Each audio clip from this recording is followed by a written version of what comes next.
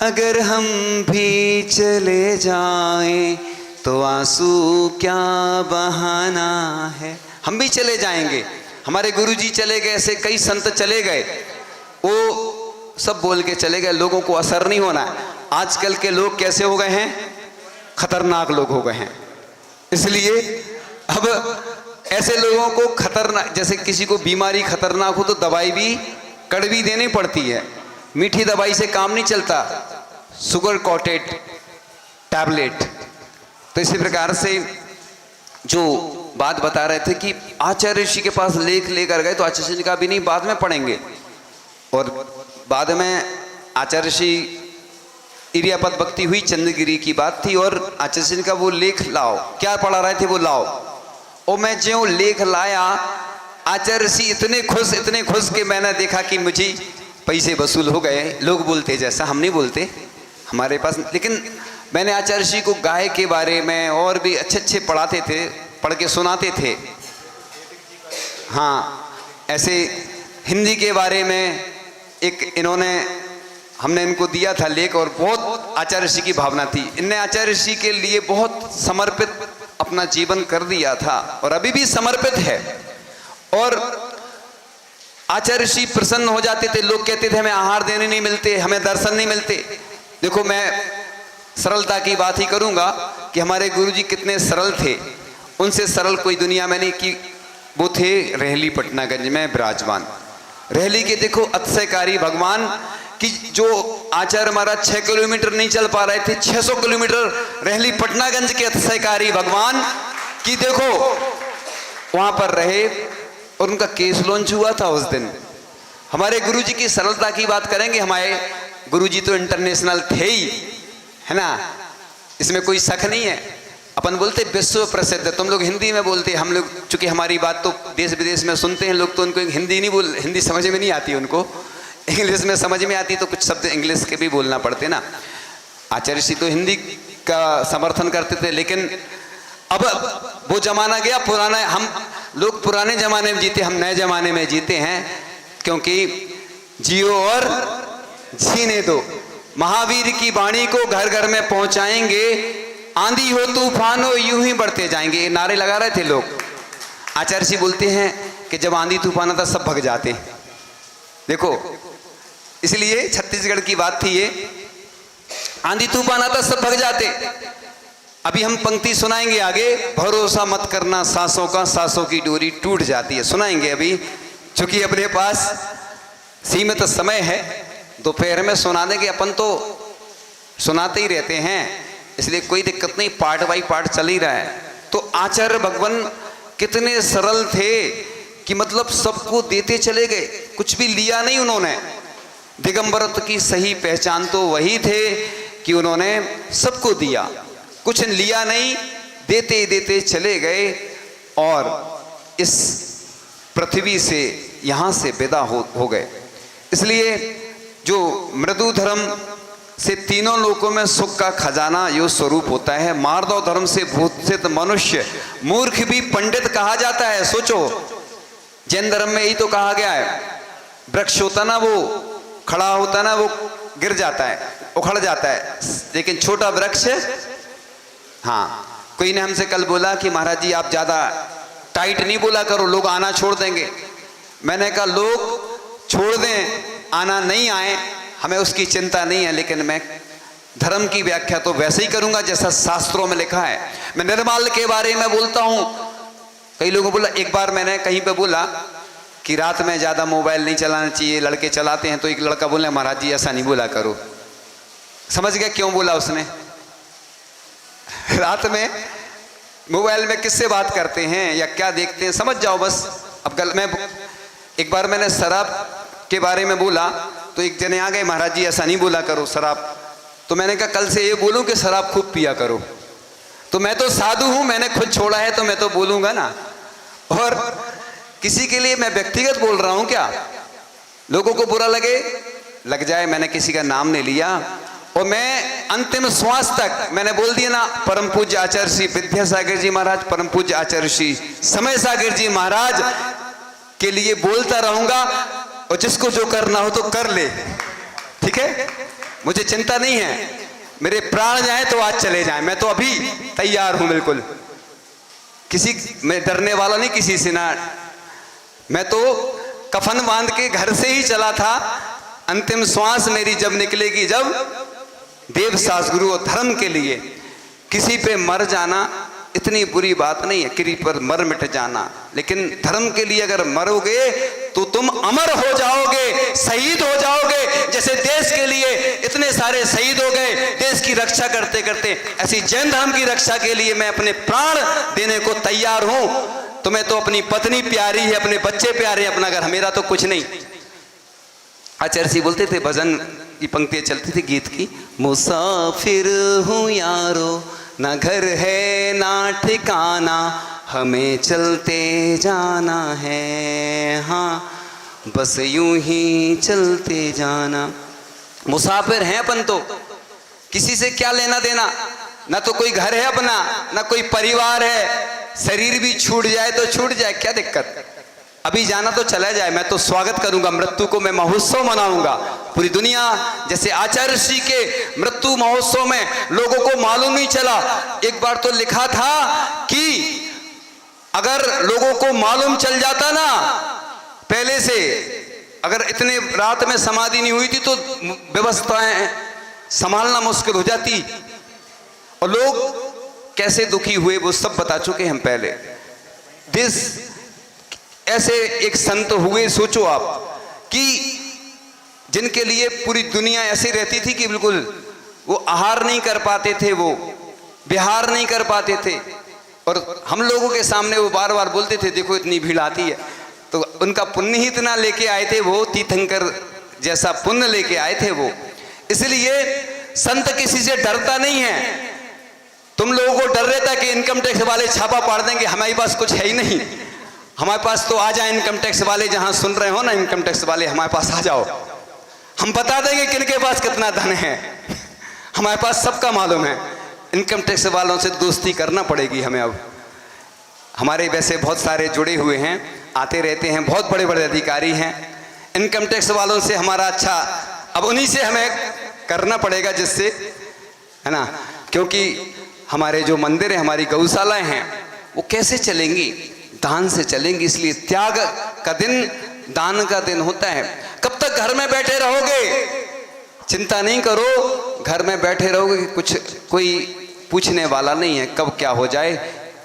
इसलिए कुछ मिनट की बात कह के पूर्ण करेंगे, 10 तक होने वाली है। इसलिए जिस व्यक्ति की मृदु वाणी है उसके आगे दर्प से सहित शत्रु भी नष्ट हो जाते हैं। इसलिए कहा जाता कि अपन मीठा बोलो। हम कड़वा इसलिए बोल रहे हैं, आज मृदुता का दिन है, लेकिन हमारी जो टैबलेट है वो बहुत अच्छी है, 100% काम करती है हमारी टैबलेट, शुगर कोटेड वाली है। और कहते हैं घर में, परिवार में, समाज में अगर तुम अच्छा बोलोगे तो सबसे दोस्ती हो जाएगी, कड़वा बोलोगे तो मित्र भी शत्रु बन जाएंगे। एक व्यक्ति था, उसकी दुकान बहुत अच्छी चलती थी, बोलता आओ भगवान, ऐसे बोलता था, तो भगवान बोलने से अच्छा हो जाता। लेकिन अपन ऐसा नहीं कर सकते ना कि, लेकिन हम प्रशंसा भी सबकी बहुत करते हैं और बुराई भी खूब करते हैं लोगों की। बुराई इसलिए करते हैं कि मेरे पास कई ऐसे वैद्य जो गुस्सा होते थे, तो लगता था यार ये गुस्सा हो रहा है, तुम लोग उनने इतनी विद्याएं हासिल की हैं और उनके हिसाब से चलोगे तो तुम्हारा रोग ठीक हो जाएगा। इसलिए उत्तम मार्ग धर्म को पालने वाला व्यक्ति महान होता है, गुणवान व्यक्ति नम्र होता है।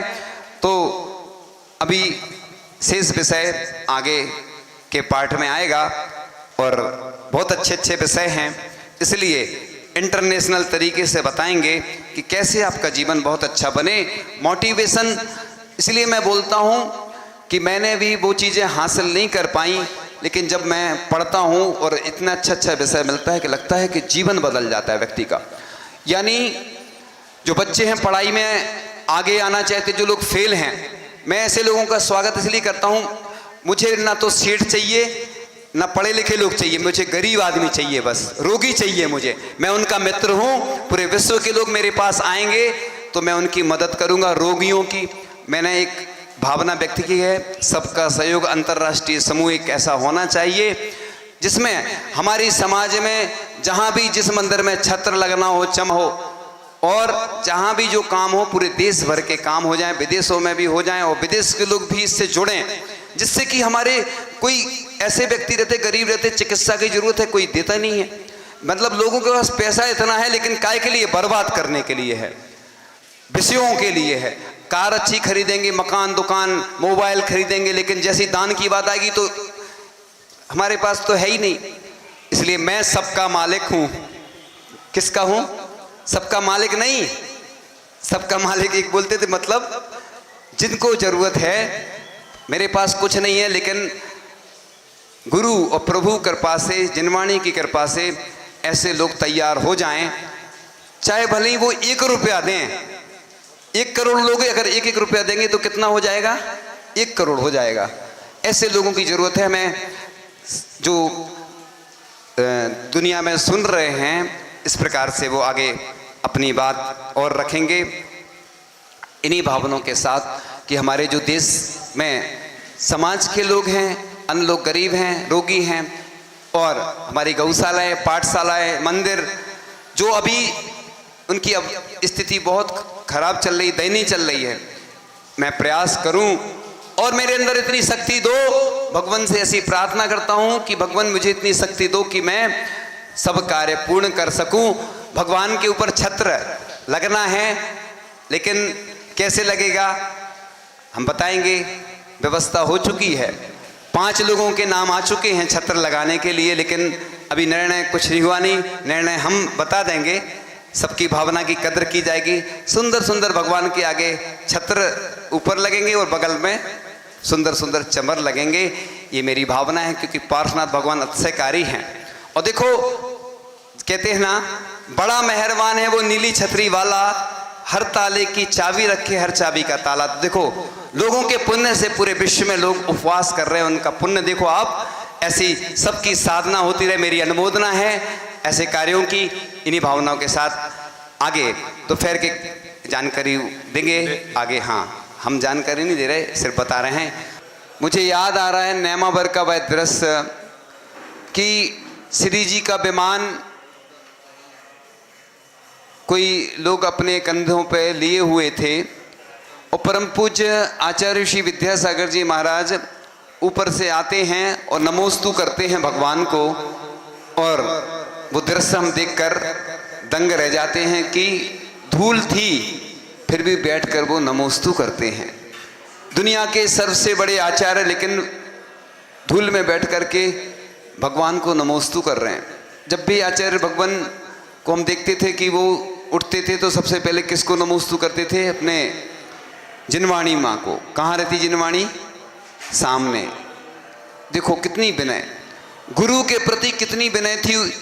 अगर परम पूज्य आचार्य श्री विद्यासागर जी की प्रसिद्धि का कारण है तो वो क्या है? गुरु की विनय। गुरु की उन्होंने विनय की तो उनको गुरु ने सब दे दिया। कहते हैं गुरु ने दिया दे दिया, दिया दे दिया, मतलब अंधेरे में भी तुम चल सकते हो। विनय करने से ये फायदा होता है। आज लोगों ने विनय करना ही छोड़ दिया, इसलिए ये सब गड़बड़ हो रहा है। हमने बहुत सारी ग्रंथ पढ़े, बहुत सारी पुस्तकें पढ़ी, एक ही बात लिखी है। क्या लिखी है? जितनी दुनिया की विद्याएं हैं तुम्हें सब हासिल हो सकती हैं, तुम्हारे आगे पीछे लोग दौड़ सकते हैं। क्या लिखा है? गुरु। जितने मंत्र सिद्ध होते हैं किससे होते हैं? गुरु की कृपा से। और लोकोपचार ग्रहण सिद्धि एक सूत्र आता है तत्व, इसमें व्याकरण पढ़ी है, व्याकरण में एक सूत्र आता है लोकोपचार ग्रहण सिद्धि, यानी लोक से भी कुछ चीजें ग्रहण की जाती हैं, लोक व्यवहार बोलते हैं। मूर्त विज्ञान में लिखा है कि अगर कोई मूर्त नहीं भी है, गुरु ने कह दिया मेरा आशीर्वाद है, तो बस स्वयं सिद्ध मूर्त हो जाता है। मैंने देखा है कि गुरु का आशीर्वाद और गुरु कृपा बहुत, प्रभु तो आशीर्वाद देते नहीं हैं, लेकिन प्रभु का आशीर्वाद हम लोग ले लेते हैं। जैसे हम आज्ञा लेते हैं ना, निवेदन करते हैं, जैसे मुनिराज के लिए कोई निवेदन करने नहीं जाए तो वो आहार को नहीं उठते हैं। क्यों नहीं उठते हैं? इतना तो बहुमान रहता है, उपवास कर लेंगे, क्षमता रहती है, समाधि भी हो जाए तो हो जाए, लेकिन कभी वो नहीं कहते कि हमेरी व्यवस्था करो। औषधि के लिए भी कभी दूसरे साधु को बोल देते हैं, खुद के लिए कभी नहीं बोलते साधु। क्या इसी प्रकार से वर्तमान में स्थितियां ऐसी बदलती जा रही हैं कि कोई निवेदन करने आता है तो प्रवचन कर देते हैं। आचार्य श्री ज्ञान सागर जी महाराज ने कहा था कि किसी को वचन नहीं देना, किसी को वचन नहीं देना, लेकिन कोई निवेदन करे तो प्रवचन अवश्य देना। तो इसलिए लोगों की रुचि तो कम हो रही है, पंचम काल है, लेकिन मुझे विश्वास है कि किसी न किसी निमित्त से तो वाणी पहुंच ही जाती है ना। लोग पहले लोग आते थे स्वाध्याय के लिए, निवेदन करते थे हमें कुछ सुनाइए। अब तो बस सब काम ऐसे ही होता जा रहा है, लोगों में उदासीनता होती जा रही है। तो इस प्रकार से अभिमान का कारण होते हुए भी मृदु स्वभाव से अहंकार नहीं करना उत्तम मार्दव धर्म है। यह मृदुता महान गुणों का साधक है। देखो, ये मैंने कई बार उदाहरण सुनाया, मैं बार बार इसलिए सुनाता हूँ, अच्छी चीज़ें सुनाना चाहिए, खराब चीज़ों को नहीं सुनाना चाहिए। लेकिन अच्छी चीज़ों को जितना सुनाओगे लाखों करोड़ों तक पहुँच ही जाती है ना। बात पहुँच जाती कि नहीं? अपने आंसू भी पहुँच जाते हैं। कैसे पहुँच जाते हैं? आचार्य श्री बोलते थे कि अपना शब्द है ना 3 लोक तक पहुँचता है, यात्रा करता है, जितने 3 लोक में जीव है सबको कष्ट देता चला जाता है अपना शब्द। लोग मोबाइल पर दिन भर बात करते रहते हैं, करते कि नहीं? तो अपन को लगता नहीं किसी को भी अपन ने बुरा बोल दिया उसको भी कष्ट तो होता है, नहीं होता है? क्षमावाणी क्यों होती है? लोग सोचते हैं क्षमावाणी एक बार बनती है, शास्त्रों में क्षमावाणी कहीं नहीं लिखी है। ये नई बात बता रहा हूँ, पूरे शास्त्र हमने पढ़ लिए, क्षमावाणी कहीं नहीं मिली हमें। क्षमा, उत्तम क्षमा धर्म जरूर मिलता है, क्षमावाणी कहीं नहीं लिखा। ये तो अपन ने प्रचलन में आ गई और बहुत अच्छी है। मैं तो कहता हूँ ना, हमेशा बोलता हूँ प्रतिदिन क्षमावाणी मनाना चाहिए। तो ये इसलिए कि जैन धर्म में ही क्षमावाणी मनाई जाती है, इसलिए कि अन्य लोगों के यहाँ तो कुछ नहीं होता है। इसलिए मृदु धर्म जो है ना, ये मृदुता अपना धर्म है और मुनियों के अंदर रहता ही है।